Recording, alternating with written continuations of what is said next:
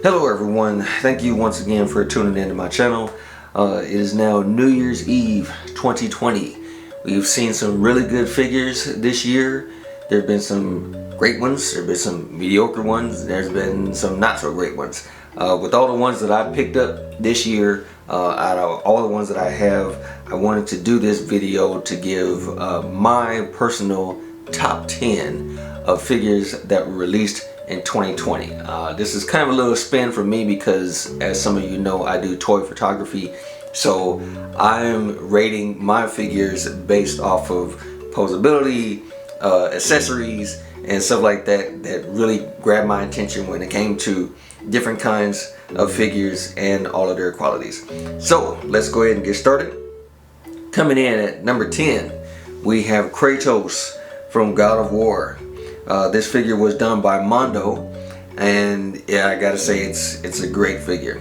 Nice design. I was really surprised with this figure because I didn't really know about Mondo until I saw the He-Man figure that they had released, and I didn't get a chance to pick up that one.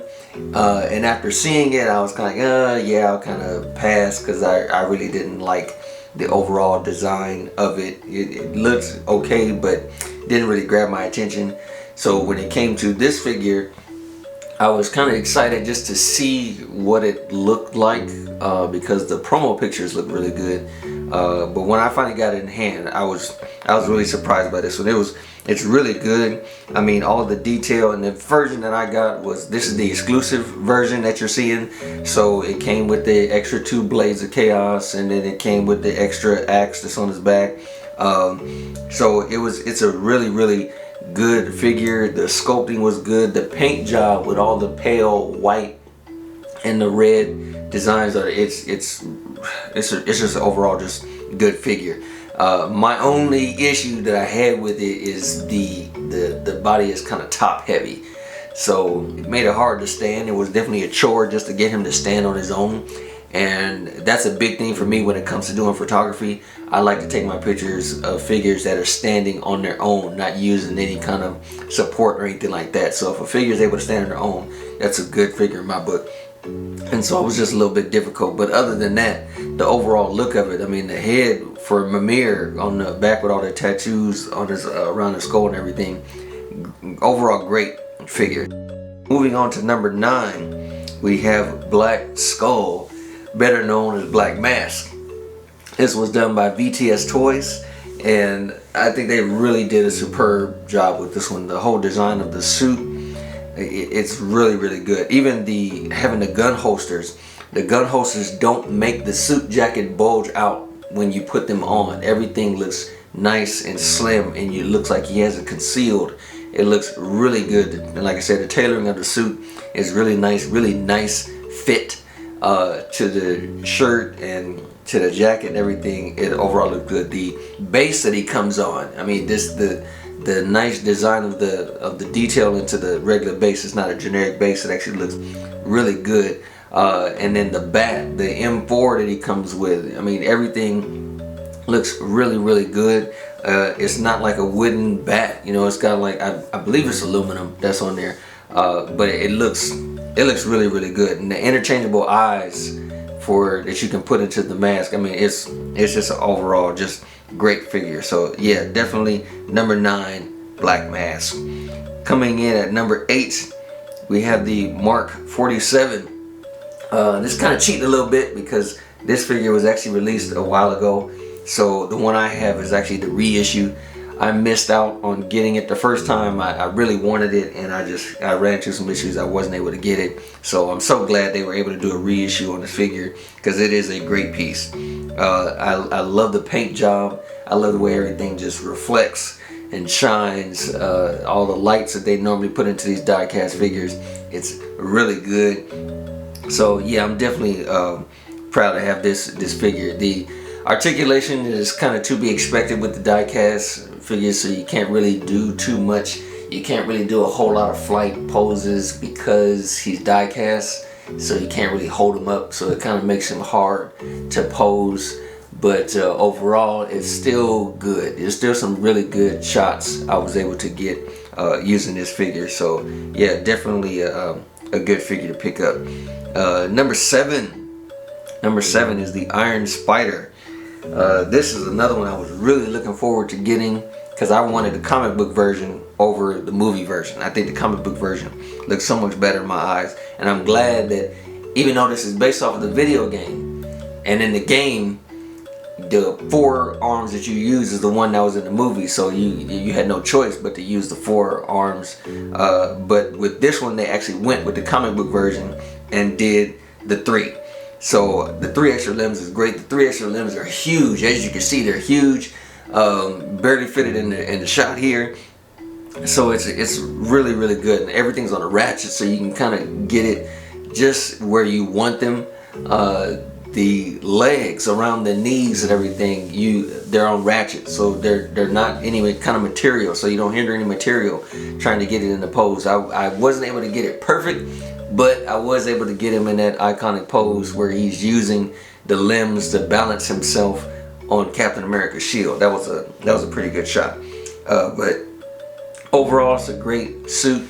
You do have to kind of be careful with it because around the abdomen and also around the elbows, those points are material. So if you move them in certain spots, it kind of pokes the material a little bit. So I definitely had to be careful when it came to that. But other than that, the paint job is superb, and it's a really, really good figure. It would have been nice if they had like LEDs around the palms like they do for the other Iron Man suits, because this was technically a suit that came from Iron Man. Overall, still definitely a great figure. Coming in at number 6, we have the Miles Morales. This was done by Young Rich Toys, and another one. This is another really good figure. I was kind of blown away with this one when I saw the photos of it. I was like, yeah, I think I might want to pick this up. I'm really not too much into Spider-Man, but there are some suit designs that I really look nice to me. So I definitely wanted to get this one because I like the Miles Morales suit. I really like the Miles Morales suit. So yeah, I ended up getting him, and I was also just blown away. The thing that really got me was all the accessories. For me, I'm a big accessories guy. It adds to the photos when you have a bunch of accessories, and this one just looks really good. The fact that he comes with a phone, and then you have 2 stickers that you can place on the phone. One looks like his dad is calling him, and then another one looks like he has graffiti, like he's taking a picture of the graffiti that he did in the movie. So that was a nice touch. And then he comes with a backdrop, and then the shoes that he comes with actually comes in a shoebox. So yeah, this was just a really good figure. I actually was able to pick up both versions of this figure, but between the two, this one was definitely my favorite. So yeah, it's a really, really good piece. Had a lot of fun posing that one. And now we're getting into the top 5. So number 5 comes Elita from Battle Angel. This was another impressive figure. Normally I don't collect stuff like this. The majority of the stuff I collect is like Marvel and DC, comic book stuff. But I couldn't pass up on this one. This was just really, really good. Just the body design. This is something that you don't normally see. Most of the time they just get like a regular generic body, and then the detail is all in the clothing and everything else. But this one, the detail's in the body, and it's oh gosh, it's a great design. All the details in the body, and with all the details, you're able to pose her so much and move her around and everything. And then she actually comes with a little bit of clothing that you can put on her that's similar to one of the outfits that she wore in the movie. So you can put that on, and even with that outfit on, there's still no restrictions. The body or the suit is still flexible to where the body can still move around. So that was a big bonus for me. And then also the fact that you can move her eyes around. She has that little the purrs set up so you can individual eyes that you can move around, which is a nice touch. The only downside to this figure is the fact that her hair is sculpted. That makes it very hard to do kind of photography in certain shots that you want to do, because like if you're trying to have her look down, because her hair is sculpted, her hair kind of sticks out from the back, and it just doesn't look that good when it comes to doing any kind of photography or stuff like that. It's a hard part, but other than that, the face, well done as far as the sculpt, and the body is absolutely superb. I really enjoy that, and the sword and everything she comes with. Really good piece, nice piece. And coming in at number 4, we have the Mandalorian from the show, the Mandalorian. This is made by Hot Toys, and this is another really good piece based off of a really good show. This is really impressive. And again, like I said, I only collect Marvel and DC and other comic book stuff like that. I don't really collect Star Wars at all, but Mandalorian is what kicked it off for me. So I couldn't pass up on getting this figure. And the moment I saw it, I was like, oh man, I can get all kinds of photos with this thing, just because of the fact that he doesn't come with a head sculpt and he has that helmet. It's unlimited as far as the ideas that you can have, and just different poses you can do, because the armor pieces are so far from each other. You can get a lot of range of motion. I know some people have actually removed the padding on the inside so they can get even more range of motion or articulation with the figure. I didn't actually do that because I can still get some pretty good shots without removing the suit, so it still look pretty good. That's my only gripe with the whole thing. It's you can't really, because you don't have a head sculpt, you can't really do some other stuff, some other ideas that I had. And this particular one does not come with the child, the Grogu figure, so that's another thing that kind of I don't know, kind of points taken off for that. But overall, it's a great figure, and I was able to really get some good shots out of this. So yeah, definitely a good figure to pick up. And coming in at number 3, oh my gosh, the Punisher War Machine. This thing is an absolute beast.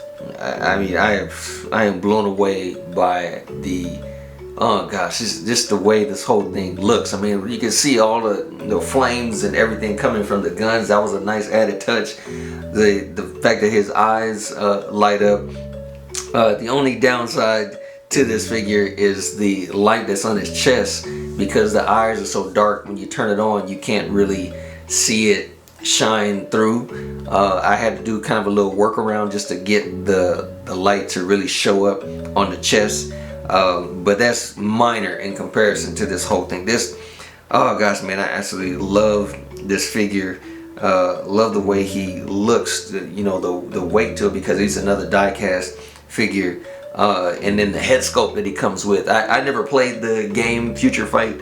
I just don't do mobile games and stuff like that. But when I saw this, I was like, oh, I gotta grab this. I definitely gotta grab this figure. So I was definitely excited when he showed up, because this puts the other War Machine figures to shame, in my opinion. This is such a good figure, and I love taking pictures of it. Coming in at number 2, this surprised me actually when this got released. Number 2 is the Doc Ock. This is made by Toys R Us, and this is another amazing, absolutely amazing figure. It's one thing when you do, like, I've seen this done before, where they release figures like this and the extra extremities and things like that will have bendy wire put into it, so you can move it around, so you can kind of get it in the area that you want the thing to be when it comes to posing. But it was absolute brilliant on Toys R Us part to make this figure. And when they do the tentacles, each piece in the tentacle is on its own separate ball joint. That was absolute brilliant move. Absolute brilliant move.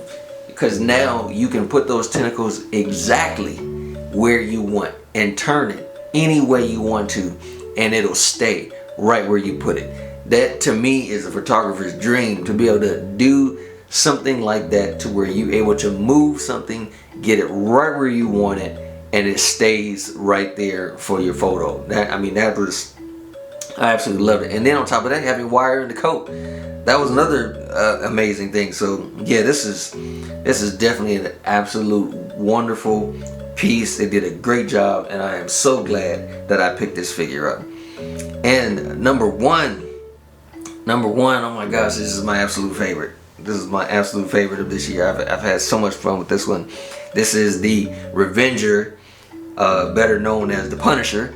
This one is also done by BTS Toys, and I absolutely love this thing. I love taking pictures of this thing.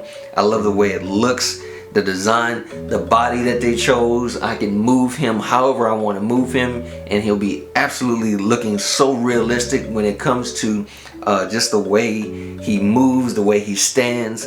There's no plastic shoes that he comes with. There's actually material in the shoes, so even the feet are flexible, and I can move him, lean him over, do whatever he wants, and he'll stay. And the nice, I mean, just the icing on the cake was when I got this figure, and he already looks good from the front, but when you remove that first tray and you see all the guns and accessories that this guy comes with, this is the kind of Punisher we're supposed to have. I mean, there was so many guns, grenades, ammo clips, holsters, it's all kinds of stuff that this guy comes with that it just blows it away. I mean, pouches for days on this figure. And that's the great thing about it, is like when I'm posing him, sometimes I deal with a little bit of restrictions or whatever, only because the guns are in the way. But that's just it. You just move them guns out of the way, and you can still move him however you want. You can remove the bulletproof vest that he has on him and still have him be able to move around even more. So yeah, overall this is just a really good figure. I mean, I've even taken his head and put it on my Punisher War Machine.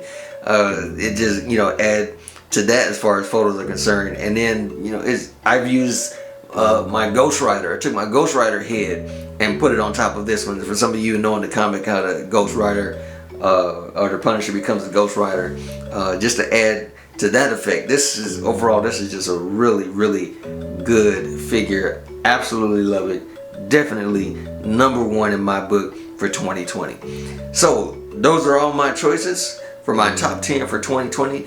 Thanks so much for watching. I'm curious to actually know what your 2020 picks were as far as your collection, your figures. So if you can, leave a comment down below so I can, you know, we can discuss your top 10 or top 3 or top 5 or number 1 figure for 2020. I'd love to hear from you. So thanks again for watching. If you want to see more of my photos that I take, I usually post on my Instagram page just about every single day. I put a new photo up, so feel free to check that out. I'll leave a link for that in my description. So yeah, thanks so much. Happy New Year, and I trust that 2021 will definitely be better than 2020. Thank you. Have a good day.